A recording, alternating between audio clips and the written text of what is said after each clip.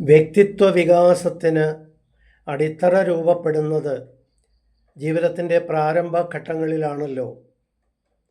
അപ്പോഴത്തെ പരിസരസ്ഥിതികൾ നന്നായിരുന്നാൽ വ്യക്തി മെച്ചപ്പെട്ട ഗുണവിശേഷങ്ങൾ ആർജിക്കും.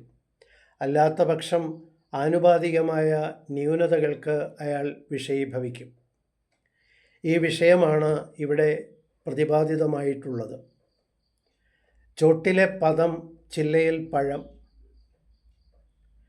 നൂൽക്കൂട് ഭേദിച്ച് പുറത്തു വരുന്നതിന് കേവലം ഒരു പുഴു അനുഭവിക്കുന്ന ക്ലേശങ്ങൾ വിവരണാതീതമത്രേ.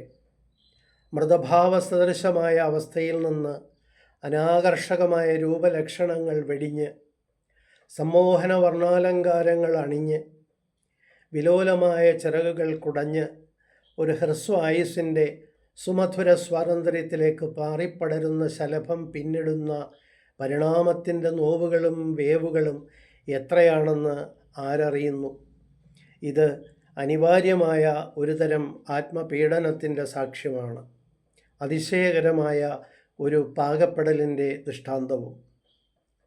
പ്രകൃതവൈവിധ്യ സങ്കീർണമായ അസംഖ്യം തോടടുക്കുകൾ അനുക്രമമായി പിളർന്ന് പുറത്തു കിടക്കുന്ന പീഡാനുഭവ സമാഹാരം പോലെയാണ് ഓരോ നരജന്മവും. അതല്ലേ വാസ്തവം?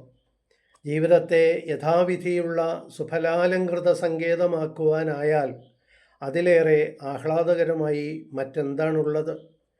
ജീവിതാരംഭം മുതൽ വ്യക്തിയുടെ സാമർഥ്യ വികാസത്തിന് അനുകൂലപ്രദവും എന്നാൽ അയാളുടെ നൈസർഗിക ചോദനകൾക്ക് അനുരൂപമായതുമായ സാഹചര്യങ്ങൾ അയാൾക്ക് ലഭിക്കണം. പട്ടിൻ്റെതെന്നാലും നൂൽക്കൂട് നന്നല്ലെങ്കിൽ ശലഭമേയില്ല. ഇത് ഓരോ വ്യക്തിയും ബോധ്യപ്പെട്ടിരുന്നാൽ നന്നാകും. വ്യക്തിയുടെ പാകപ്പെടലിന് ഈ ബോധ്യം അനിവാര്യവുമാണ്. വേര് മുളച്ചു തുടങ്ങുന്ന നാൾ മുതൽ വികാസത്തിൻ്റെ നിയോഗാനുസാരമായ സമാപ്തി വരെയുള്ള കാലത്ത് തത്സംബന്ധമായ എല്ലാ വിഭവങ്ങളും വിത്തിന് അത് നിക്ഷേപിക്കപ്പെടുന്ന സ്ഥാനത്ത് ലഭ്യമായേ തീരൂ. തരു വളർന്നു തുടങ്ങുന്നതോടെ അതിൻ്റെ ചുവട്ടിലും ചുറ്റുപാടുമുള്ള സാഹചര്യങ്ങളായിരിക്കും ഏറെക്കുറെ അതിൻ്റെ ആത്യന്തികമായ നൽപ്പുതിൽപ്പുകൾ നിർണയിക്കുക. യഥാവിധിയുള്ള വളർച്ചയ്ക്കും വികാസത്തിനും ധർമാനുവർത്തനത്തിനും ആവശ്യമായ പ്രധാനപ്പെട്ട അടിസ്ഥാന ശേഷികളെ അത് ചുവട്ടിലുള്ള മണ്ണിൽ നിന്നാണ് സ്വാംശീകരിക്കുക. ചുവട്ടിലെ സാഹചര്യങ്ങൾ ഹിതകരമെങ്കിൽ തരുവിൻ്റെ ജന്മം ഫലസാർത്ഥകം. അങ്ങനെയല്ലെങ്കിൽ ജീവിതം കാമ്പുകെട്ടതാവുമെന്ന് കരുതാം. വ്യക്തിയുടെ സൽപ്രഭാവങ്ങൾ ദേശത്തെയും സഹജീവികളെയും ഉത്തമമായി സ്വാധീനിക്കണമെന്നുണ്ടെങ്കിൽ വ്യക്തി ചെറുപ്പത്തിൽ ഉൾപ്പെട്ടിരിക്കുന്ന സാഹചര്യങ്ങൾ അയാളെ അപ്രകാരത്തിലുള്ള ഒരാളാക്കി എടുക്കുന്നതിന് അനുകൂലപ്രദമായിരിക്കേണ്ടതുണ്ട്.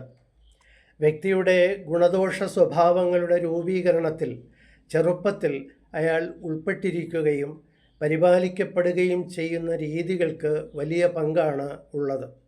നന്മകളിലും മേന്മകളിലും വേരൂന്നി വികസിക്കുന്ന വ്യക്തി സഗുണസഫല ജീവിതത്തിന് ഉടമയാകും. മുതിർന്നവരാണ് കുഞ്ഞുങ്ങൾക്ക് ഇതിനാവശ്യമായ ബാല്യകാല പരിസരങ്ങൾ ഒരുക്കി നൽകേണ്ടത്.